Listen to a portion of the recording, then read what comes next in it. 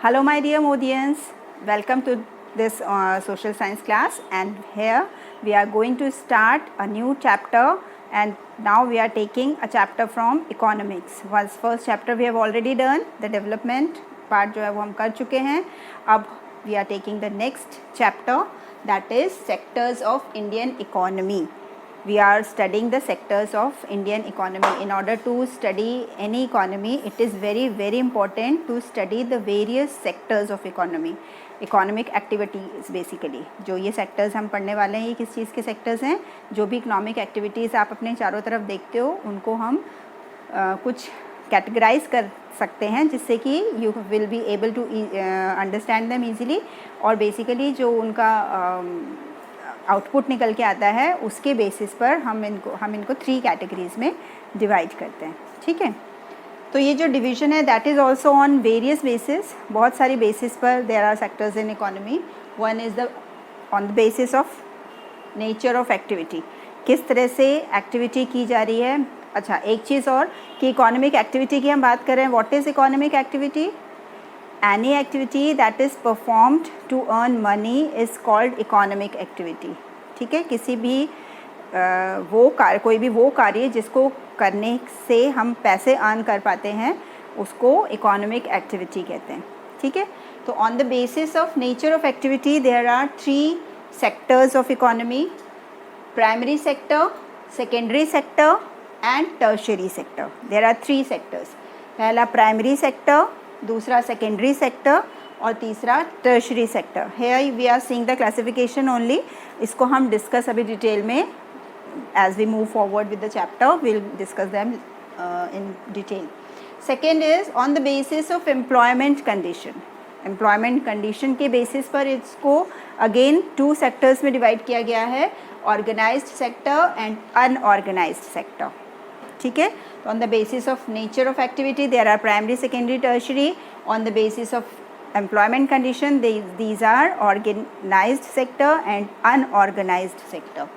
And then on the basis of ownership, कौन उस sector को ओन करता है, उसके बेसिस पर भी 3 सेक्टर्स हैं: public sector, private sector and joint sector. Public sector is the sector which is owned by the government. Private sector are privately owned by an individual or a group of individuals, and joint sector which is a combination of public and private sector. Right? So now we are taking the first one, that is these sectors in detail. On the basis of nature of activity, sectors 3 types के होते हैं: primary sector, secondary sector and tertiary sector. And let's see what these sectors are. ये चीज़ें आप primary activity, secondary activity, tertiary activity के नाम से आप जूनियर क्लासेस में पढ़ चुके हैं कि प्राइमरी एक्टिविटी क्या होती है. विच प्राइमरी वर्ड का मीनिंग ये होता है दैट विच कम्स फर्स्ट, प्राथमिक हिंदी में कहते हैं. तो ये वो एक्टिविटी है. These are the activities which involve the nature. ठीक है, जो नेचुरल रिसोर्सेज को यूज़ करके कोई प्रोडक्ट जनरेट किया जा रहा है, प्रोड्यूस किया जा रहा है, तो उसे हम क्या कहते हैं? Primary activity. These are the activity which make use of the natural resources and something और some product is produced, and these types of activities are called primary activities. ठीक है, for example if we are growing cotton, then the natural resources that we are using are water, soil, sunlight, जो minerals in the soil, ये सभी चीज़ें जो हैं these are provided by the nature, and the output is, जो product बन के आ रहा है, दैट इज़ कॉटन. तो ये जो एक्टिविटी है that is primary activity. Similarly if we take dairy farming, dairy farming में क्या हो रहा है? The fodder is provided by the nature, the animal is a natural thing, और we can say the biotic living being, और उसको हम fodder खिला के उसमें से मिल्क एक्सट्रैक्ट करते हैं. तो milk is also a natural product, and therefore this activity is primary activity. Similarly there are many other activities like fishing. Fishing also utilises the natural resources. Then mining का मतलब क्या है? ज़मीन से minerals को निकालना. माइनिंग के लिए जो मिनरल्स हैं वो किसी ने मिट्टी में डाले थोड़ी हैं. These are provided by the nature. Therefore mining is a primary activity. उसके बाद जब उसे मिनरल्स में कन्वर्ट किया जाता है, ओर्स के फॉर्म में निकलता है, उसको हम मिनरल्स में कन्वर्ट करते हैं, that is a different thing. But जो माइनिंग की जा रही है, खदान में से निकाला जा रहा है माइंस में से, that is a primary activity. ठीक है, did you understand this now, that anything that includes natural resources and some product is being produced, then these types of activities are called primary activity। ठीक है, इनको agricultural and related activities या related sector भी कहा जाता है। ठीक है, these primary sector is also known as agriculture और रिलेटेड प्रोडक्ट सेक्टर।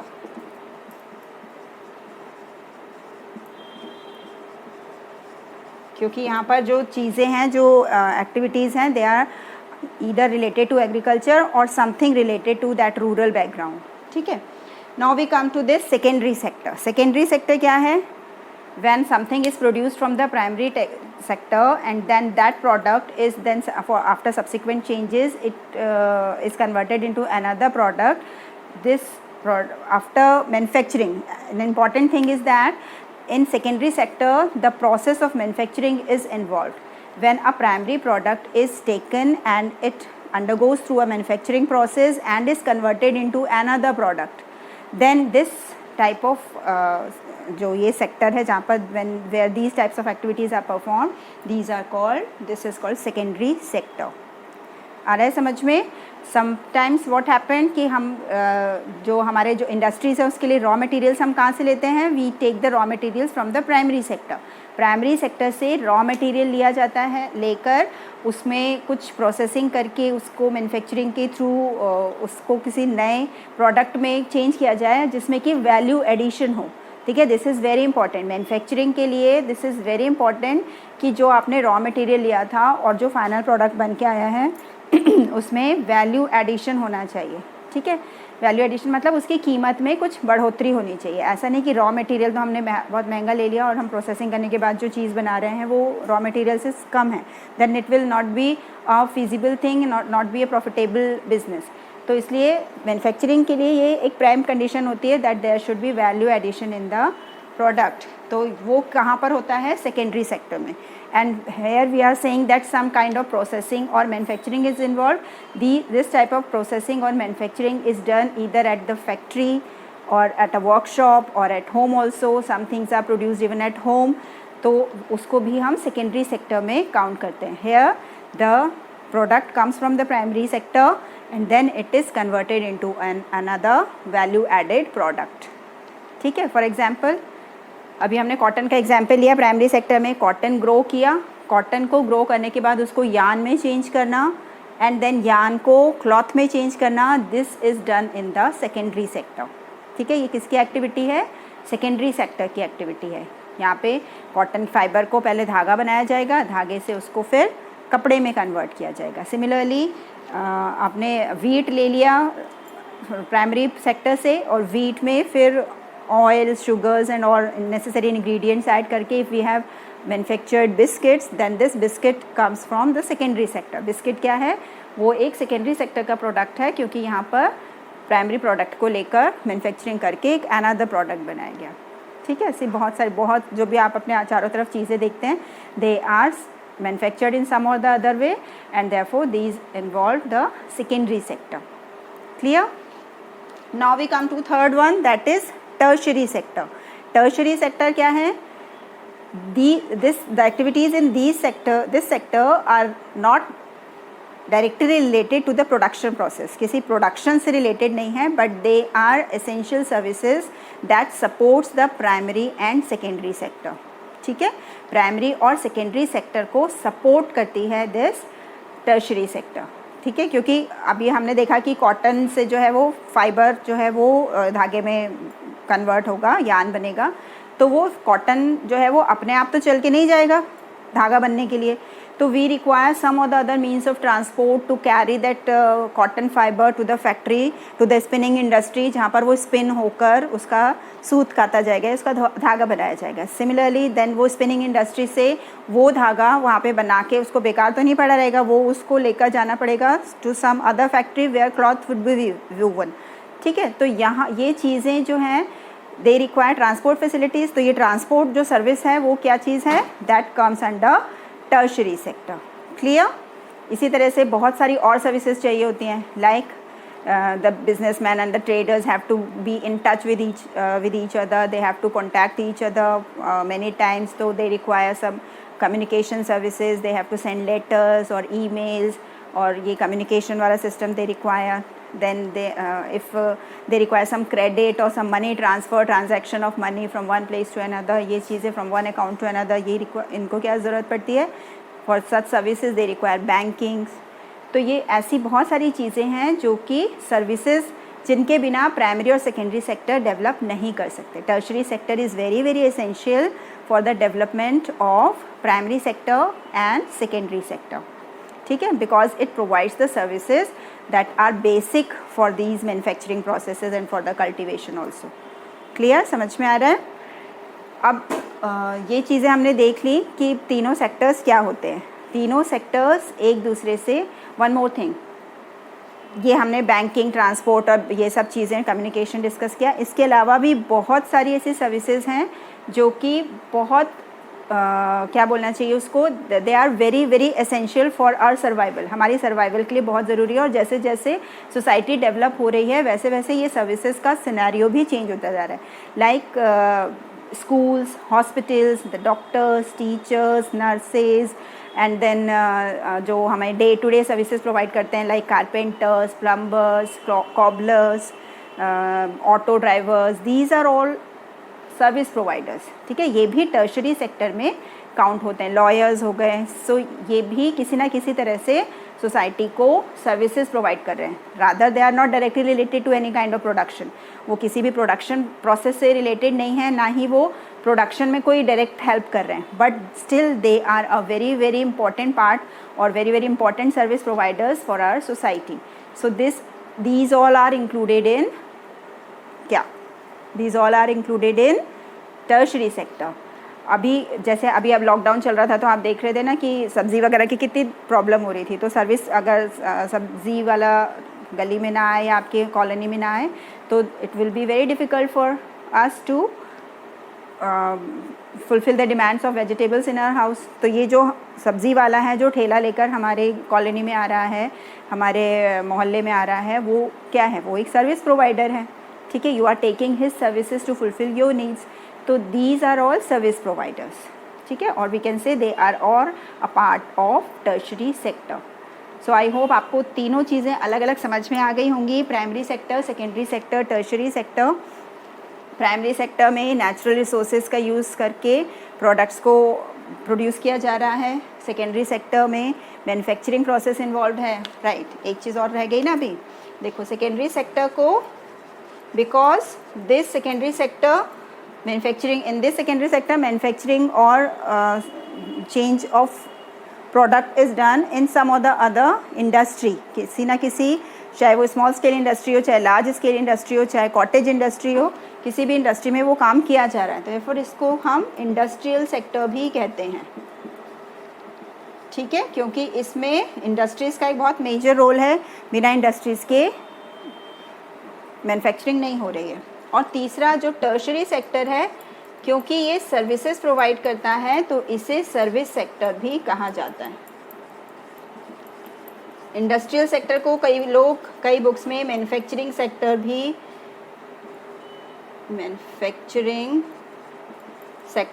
कहा जाता है। Did you get it? Primary sector is also known as agricultural and related product sector.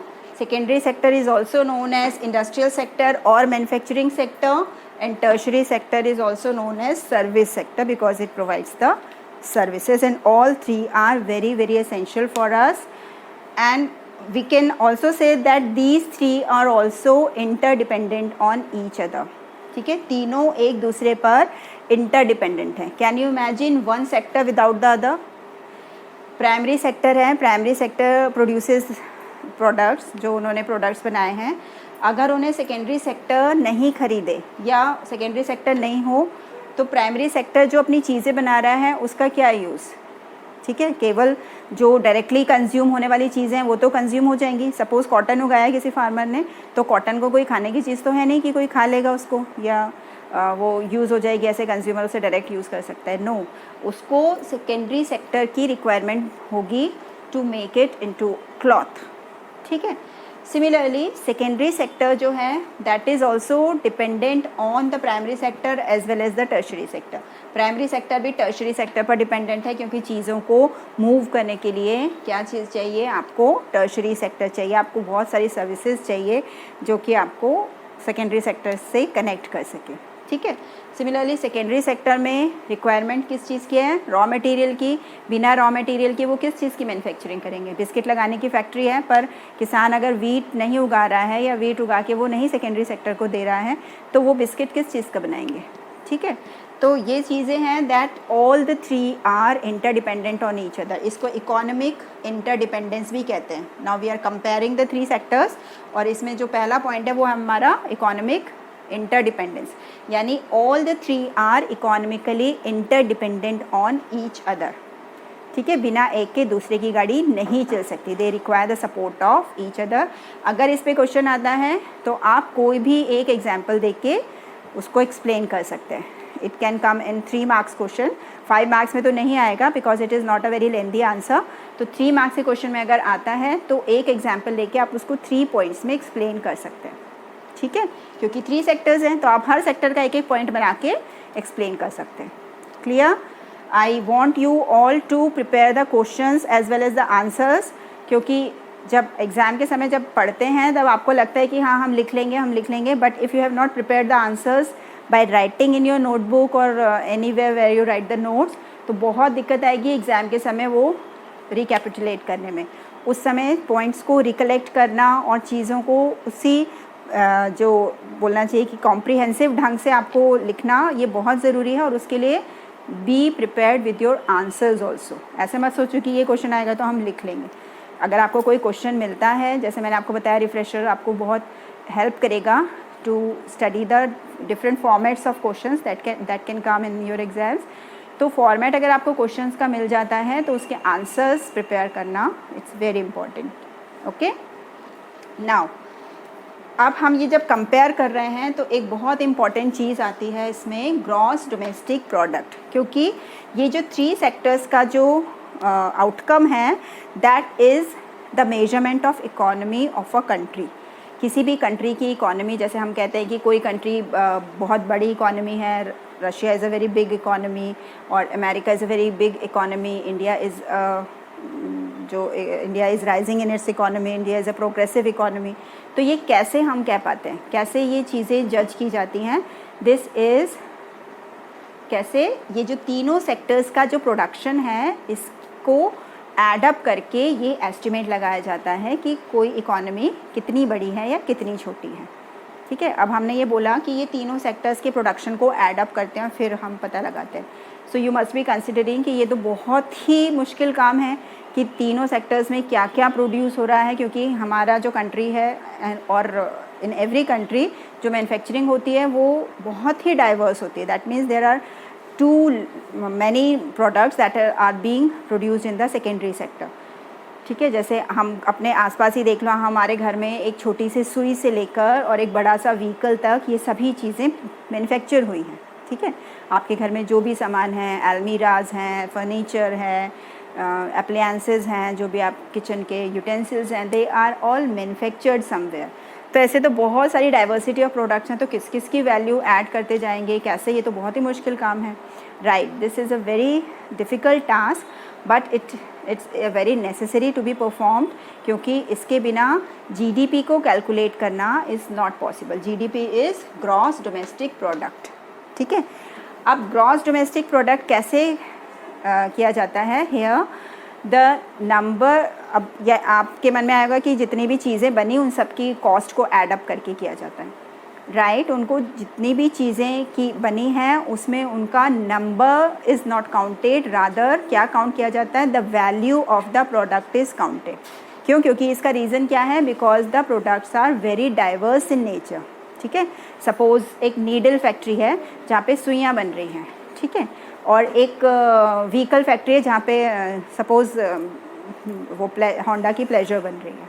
ठीक, तो क्या होगा, नीडल जो है एक फैक्ट्री ने एक साल में कितनी प्रोड्यूस कर ली, 2 करोड़ नीडल्स प्रोड्यूस कर ली, और जो प्लेजर बन रही थी जहाँ पर, वहाँ पर प्रोडक्शन हुआ सपोज़ 1 लाख गाड़ियों का। तो अगर हम नंबर्स काउंट करें तो you will say that needles are the winner because they have produce 2 crore needles in a year, and scooty या जो व्हीकल था वो कितना प्रोड्यूस हुआ, ओनली 1 लाख। तो यहाँ पर जबकि अगर हम इनकी वैल्यूज़ देखेंगे तो क्या होगा, नीडल्स की वैल्यू अलग आएगी और इनकी वैल्यू बहुत अलग, बहुत डिफरेंट आएगी।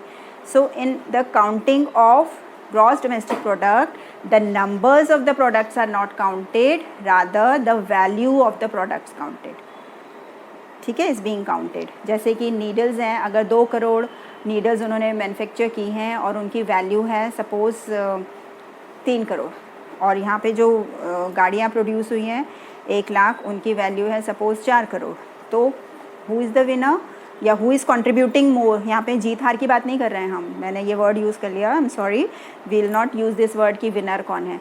विनर की बात नहीं है, यहाँ पर किसकी बात है, contribution in GDP. Who is contributing more in GDP, the manufacturing of pleasure vehicle is contributing more in GDP as compared to the manufacturing of needles। आ रहा है समझ में? तो पहली चीज़ क्या हो गई, GDP में हम क्या चीज़ काउंट करते हैं, we count the value of the products and not the numbers of the product। ये एक बहुत इंपॉर्टेंट चीज़ है कि यहाँ पर नंबर्स को काउंट नहीं करना है, values are counted not the numbers of the products।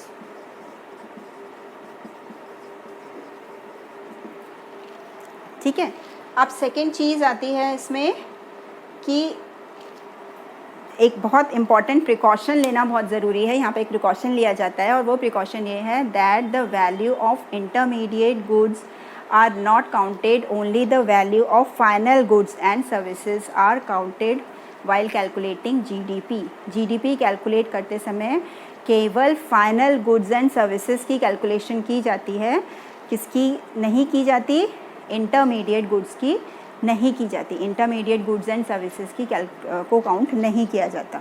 ठीक है, अब कैसे समझेंगे हम इसको, एक एग्जांपल के थ्रू समझाती हूँ। अभी हमने कॉटन की बात की थी कि कॉटन फाइबर उगाया, that comes from the primary sector, और फिर वो गया, उसका काम क्या होगा, पहले वो स्पिनिंग होगी, उसकी स्पिनिंग इंडस्ट्री में जाएगा, स्पिनिंग इंडस्ट्री में उसको यार्न में कन्वर्ट किया जाएगा, and then it will move to the cloth production industry, जहाँ पर उसको क्लॉथ बनाया जाएगा, क्लॉथ में वीव किया जाएगा। ठीक है, तो here the final product is, final good is cloth, and the primary sector जो रॉ मटेरियल है वो क्या है, दिस कॉटन फाइबर, और बीच में क्या बना,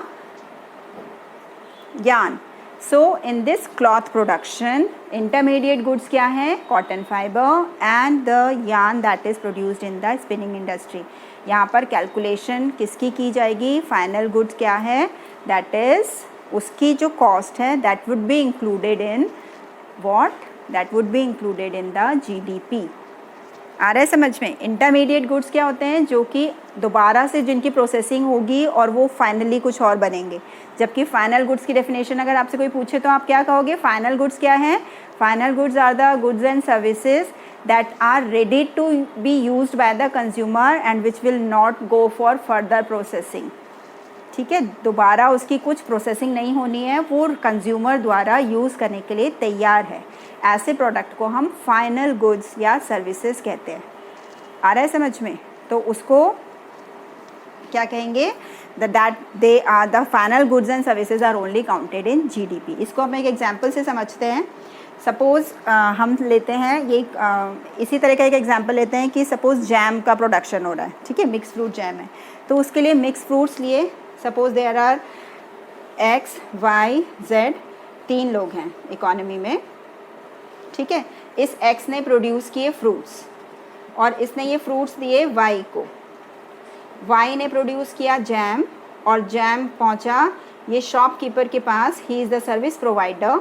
इसको हम ऐसे मान लें कि ये प्राइमरी सेक्टर हो गया क्योंकि ये फ्रूट्स प्रोवाइड कर रहा है, ये सेकेंडरी सेक्टर हो गया क्योंकि ये जैम प्रोड्यूस कर रहा है, और ये टर्शरी सेक्टर है क्योंकि ये शॉपकीपर है, ये कंज्यूमर को जैम सेल आउट करेगा, ठीक है। तो सपोज़ प्राइमरी सेक्टर ने जो फ्रूट्स थे उसके वो थे सपोज़ 100 रुपीज़ के, क्लियर। जब वाई ने उससे जैम के लिए फ्रूट्स ख़रीदे तो जैम बनाकर उसने, जैम बनाने में उसकी कितनी कॉस्ट आई, सपोज़ वो हो गया 150 रुपीज़ का। एंड थर्डली जब उसने इसको बेचा, इसने कितने का बेचा, 150 रुपीज़ का, और इसने जब उसको बेचा मार्केट में, जो शॉपकीपर है उसने जब कंज्यूमर को बेचा तो उसने सपोज़ बेचा 200 रुपीज़ का, ठीक है। तो यहाँ पर आपको बाज़ार में वो चीज़ कितने की मिली, सपोज़ अभी पहले इसको हम वो कर लेते हैं कि यहाँ पर जो ये 100 रुपीज़ है और ये 150 रुपीज़ है, तो जैम प्रोड्यूस करने में जो 150 रुपीज़ इसने कॉस्ट लगाई है उसमें ये 100 रुपीज़ इंक्लूडेड है, ठीक है। 100 रुपीज़ जो है वो इंक्लूडेड है क्योंकि इसने जब इससे फ्रूट्स ख़रीदे होंगे तो उसको 100 रुपीज़ पे आउट कर दिया और इसीलिए इसने अपना मैन्युफैक्चरिंग की कॉस्ट लगा के उसको 150 रुपीज़ में बेचा, ठीक है। तो ये जो है इसमें 100 रुपीज़ इंक्लूडेड है या काउंटेड है। सिमिलरली जब ये शॉपकीपर के पास आया तो शॉपकीपर ने इसको 200 रुपीज़ का बेचा, तो 200 रुपीज़ यानी इसमें इसने जो 150 रुपीज़ की ख़रीद थी वो इंक्लूड कर दी है, ठीक है। तो अगर जब हम इकोनॉमी में काउंट करते हैं तब क्या काउंट करते हैं, जो पहले वाले स्टेप में देने के बाद जो पैसे बचते हैं या जो उनका कंट्रीब्यूशन हो रहा है उसको इंक्लूड करते हैं। सपोज़ इसने 100 रुपीज़ दिया तो इसका कंट्रीब्यूशन तो 100 रुपीज़ है। सेकेंडरी सेक्टर का कंट्रीब्यूशन कितना आएगा इसमें, सेकेंडरी सेक्टर का कंट्रीब्यूशन आएगा 50 रुपीज़ क्योंकि 100 रुपीज़ तो उसने प्राइमरी सेक्टर को पे कर दिए हैं, ठीक है। सिमिलरली यहाँ पर जो आएगा वो आएगा अगेन 50 रुपीज़ क्योंकि 150 रुपीज़ उसने सेकेंडरी सेक्टर को पे आउट कर दिए हैं। तो यहाँ पर जो टोटल इनका आया वो कितना आया, you can see, you can cross check also कि ये जो कंट्रीब्यूशन तीनों सेक्टर्स का आया है वो है 200 रुपीज़ और ये 200 रुपीज़ का ही कंज्यूमर ने जैम ख़रीदा था। तो यानी कंज्यूमर जो पे कर रहा है और ये जो निकल के आ रहा है, अगर अच्छा अगर इसका अपोजिट हम ऐसे करें, तीनों को ऐड करें तो क्या हो जाएगा, ये 350 450। तो दैट मीन्स हम ऐसा माने कि ये इसने प्राइमरी सेक्टर को 100 रुपये मिले, इसने 150 में बेचा, इसने 200 में बेचा, तो अगर तीनों को ऐसे काउंट करेंगे तो कितना आ रहा है आपका 450 rupees, which is not the correct way of counting. क्योंकि यहाँ पर क्या हो गया है, there is an error of double counting. यहाँ पर क्या हो गया, डबल काउंटिंग का एरर आ गया क्योंकि ये जो 150 रुपीज़ है इसमें 100 रुपीज़ इंक्लूडेड है, तो ये 100 रुपीज़ हमने 2 बार काउंट कर लिया यहाँ पे, ठीक है। सिमिलरली ये जो 200 रुपीज़ है इसमें ये 150 रुपीज़ इंक्लूडेड है, तो इसमें 150 रुपीज़ 2 बार काउंट हो गया है। सो टू अवॉइड दिस मिस्टेक और this error of double counting, only the cost of or the value of final goods and services are counted in the GDP, ठीक है। इसमें ये नहीं है कि ये इनका कंट्रीब्यूशन इस तरह से काउंट होगा कि प्राइमरी सेक्टर का इकोनॉमी इसमें कंट्रीब्यूशन कितना था 100 रुपीज़, इसका कंट्रीब्यूशन था 50 रुपीज़, इसका कंट्रीब्यूशन था 50 रुपीज़। तो हर सेक्टर का इस तरह से कंट्रीब्यूशन काउंट किया जाता है। आ रहा है समझ में। तो और जो value of final goods and services produced in each sector during a particular year provides the total production of that sector of that year for that year. तो अलग अलग करना है तो ऐसे करेंगे, और टोटल अगर जीडीपी कंट्री का देखा जाता है तो this 200 will be counted only. आ रहा है समझ में। अलग अलग सेक्टर्स का काउंट करना है तो we will see these figures कि प्राइमरी सेक्टर का कंट्रीब्यूशन था 100 रुपीज़, सेकेंडरी का था 50 रुपीज़ और टर्शरी का था 50 रुपीज़। तो जब हम सेक्टर वाइज कंट्रीब्यूशन देखेंगे तो हम इस तरह से देखेंगे 100, 50 एंड 50। लेकिन जब हम जीडीपी की बात कर रहे हैं तो जीडीपी में जो कंट्रीब्यूशन था वो किसका होगा, 200 रुपीज़ जीडीपी जब टोटल काउंट किया जाएगा तो it will be counted as ₹200 which is the cost और value of the final product. तो ये डेफिनेशन सबको अच्छे से लर्न करनी है। GDP is the value of final goods and services produced in each sector during a particular year provides the total production of that sector for that year। ठीक है, इसमें एक और इम्पॉर्टेंट चीज़ ये है कि विद इन द कंट्री ये चीज़ें काउंट की जाती है। डोमेस्टिक वर्ड यूज़ हो रहा है ना, we are calling it gross domestic product. तो डोमेस्टिक मतलब क्या है, that production within the boundary of the country, country की बाउंड्री के अंदर जो भी प्रोडक्शन हो रहा है that is only counted in GDP. ठीक है, जोग्राफिकल जो बाउंड्रीज़ है हमारी कंट्री की उसके अंदर जो प्रोडक्शन होगा उसे जीडीपी में काउंट किया जाता है। क्लियर? और ये जो टास्क है ये this is a mammoth task, मतलब बहुत ही बड़ा और बहुत ही कॉम्प्लिकेटेड और बहुत ध्यान से करने वाला, जिसमें गलतियां होने की संभावना हो सकती है, उसको बहुत ही केयरफुली करने वाला टास्क है, इसलिए इसको एक मैमथ टास्क कहा जाता है। And it is done by a ministry of central government, और उस मिनिस्ट्री का नाम क्या है, ministry of statistics, planning and programme implementation. ठीक है, Ministry of Statistics, Planning and Program Implementation. This is a ministry of the central government that performs this task with the help of the state government and the union territories data.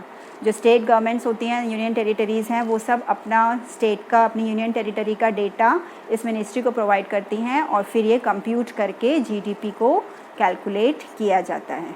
ठीक है, इसके लिए important organisations हैं NSSO and NSO, National Sample Survey Organization, National Statistics Organization. These are the organizations which are the part of this ministry, और ये इसको calculate करती हैं।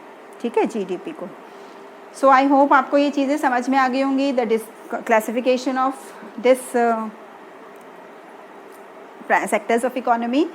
Then comparing the three sectors, ये economic interdependence, it's the easiest thing to understand कि तीनों sectors एक दूसरे पर interdependent हैं और एक के support के बिना दूसरा नहीं possible है। ठीक है, and then we have come with GDP, जो कि it's the measurement of economy for any country, and it is the sum total of the values of the goods and services, the final goods and services that are produced in a country in a year is basically the GDP और gross domestic product. उसमें तीनों sectors का अलग अलग contribution भी count किया जाता है। ठीक है, तो तीनों का अलग अलग भी काउंट करते हैं और पूरा नेशनल जो जीडीपी है वो काउंट किया जाता है by counting the values of final goods and services. So I hope you have understood it well. एक बार बुक में रीडिंग ज़रूर करना so that you will be able to understand more. अगर आप रीडिंग नहीं करोगे तो आपको सिर्फ सुनने से उतना अच्छा समझ में नहीं आएगा जितना एक बार खुद रीड करके आएगा। So it's better you go with the reading also, and we will meet in the next video with the remaining topics of this chapter. Thank you.